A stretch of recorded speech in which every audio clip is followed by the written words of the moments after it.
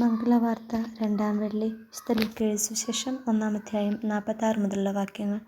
മറിയത്തിൻ്റെ സ്തോത്രഗീതം. ഒരു ക്രിസ്ത്യാനി മനഃപ്പാഠമാക്കി വയ്ക്കേണ്ട വചനഭാഗമാണിത്. സന്യാസാശ്രമങ്ങളിൽ എന്നും ഉരുവിടുന്ന ഒരു ഗീതമാണിത്. കുഞ്ഞുനാൾ മുതൽ മറിയം വ്യക്തിപരമായി അനുഭവിച്ചിരുന്ന ദൈവത്തിൻ്റെ സ്നേഹവും കരുതലും ഏറ്റുപറഞ്ഞുകൊണ്ടാണ് സ്തോത്രഗീതം ആരംഭിക്കുന്നത്. ഇത് ആരെങ്കിലും അവളെ പറഞ്ഞു പഠിപ്പിച്ചതല്ല, സ്വന്തം അനുഭവമാണ്. സ്വയം അനുഭവിച്ചറിഞ്ഞ ആ സ്നേഹം നിയന്ത്രണാതീതമായി അവളുടെ ഹൃദയത്തിൽ നിന്ന് കവിഞ്ഞൊഴുകുന്നതാണ് ഈ ഗീതം. എളിമയുള്ളവരെ തൃക്കൺ പാർക്കുന്ന ദൈവത്തിൻ്റെ സ്നേഹം തിരിച്ചറിയുന്ന മറിയം തനിക്ക് ലഭിച്ച അത്യുന്നതമായ സ്ഥാനം ദൈവത്തിൻ്റെ വലിയ കൃപയിലാണെന്ന് ഏറ്റുപറയുന്നു. ഇത് അംഗീകരിക്കാത്തവർ എത്ര ഉന്നതസ്ഥാനീയനായാലും അവനെ സിംഹാസനത്തോടെ തട്ടിമറിച്ചിടും എന്ന് ലക്ഷണീയ ചരിത്രത്തെ ഉദ്ധരിച്ചുകൊണ്ട് രണ്ടാമതായി അവൾ ഏറ്റുപാടുന്നു. എന്നിരുന്നാലും ദൈവം അബ്രാഹത്തോടും അവൻ്റെ സന്തതികളോടും ചെയ്ത ആദ്യ വാഗ്ദാനം അവളിൽ നിന്നും ഭൂജാതനാകുന്ന രക്ഷകനിലൂടെ പൂർത്തീകരിച്ചുവെന്ന് പാടിക്കൊണ്ടാണ് സ്തോത്രഗീതം അവസാനിക്കുന്നത്.